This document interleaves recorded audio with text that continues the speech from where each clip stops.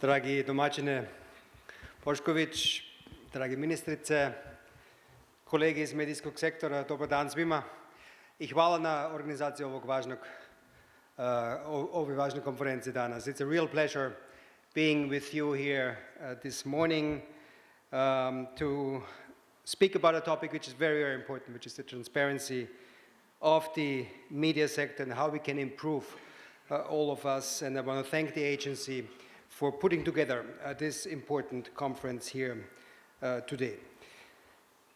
The global rise of digital technologies has transformed the way we consume information, especially through audiovisual media. While this has opened up new creative ways of communication, it has also brought up serious challenges, and we are witnesses actually of that every day and every morning when you open up this little black box without which life seems impossible these days.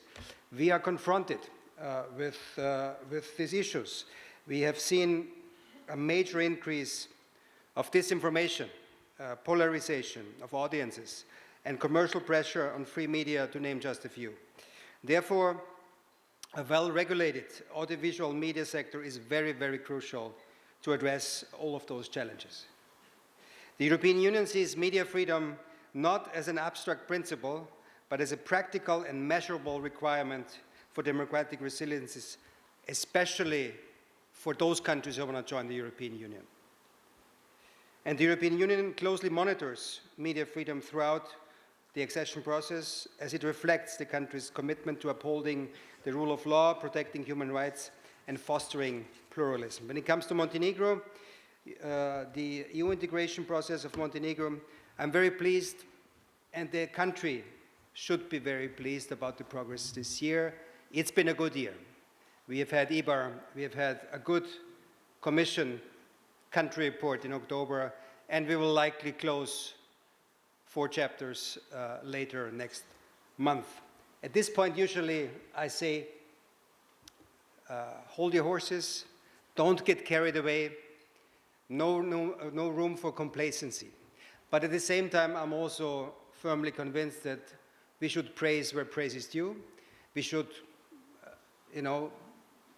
underline that things have been achieved, and these were not easy things which have been achieved this year, especially the 12 laws in summer, the nominations also in the judiciary sector.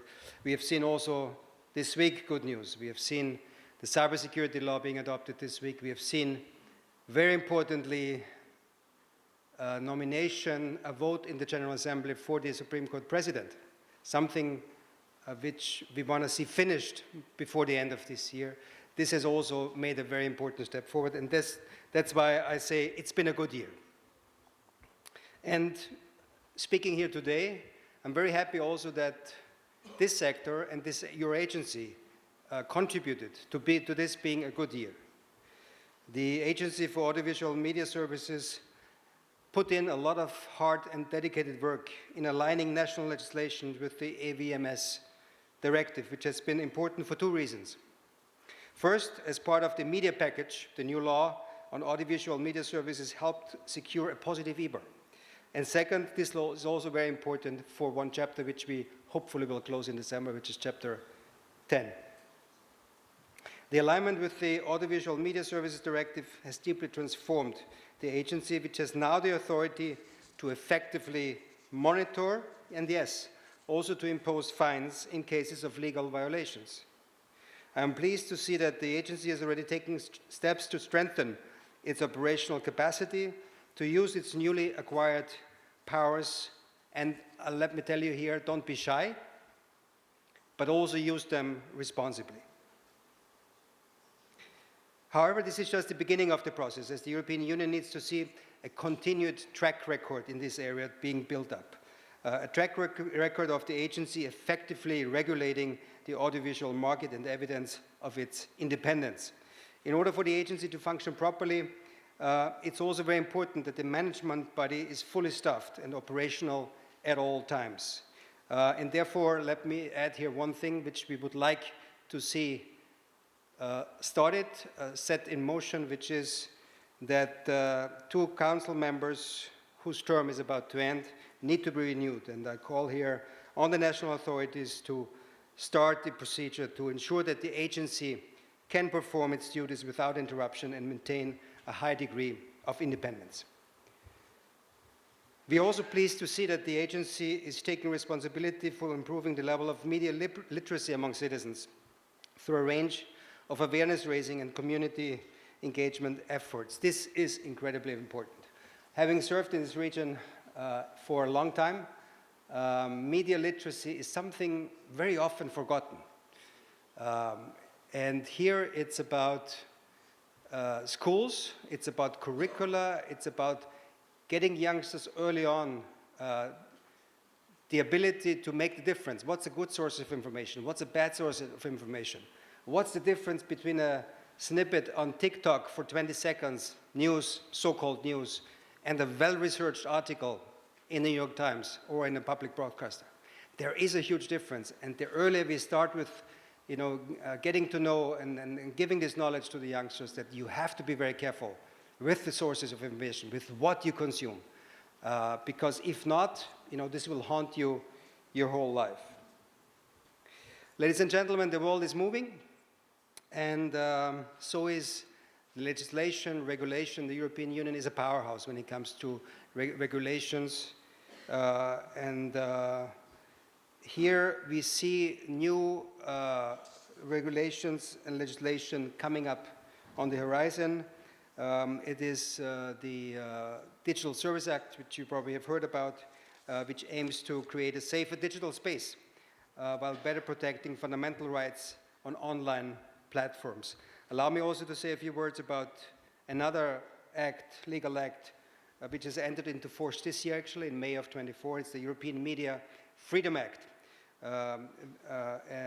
This act was adopted this year. It will enter into full force as of August next year. And this act aims to set up mechanisms to increase transparency, independence, and accountability in actions affecting media markets, freedom, and pluralism. And with these new rules, the European Union aims to guarantee a plurality of voices. Very important that we have a plurality of voices to ensure that our media, whether private or public, can operate without interference. We will carefully monitor how Montenegro will align its national legislation with this important new initiative. Ladies and gentlemen, coming to a close, but let me underline one thing here. At its heart, media must serve the public interest. Media must serve the public interest. This means prioritizing pluralism over concentration, quality content over clickbait, and long-term social benefits over short-term profits.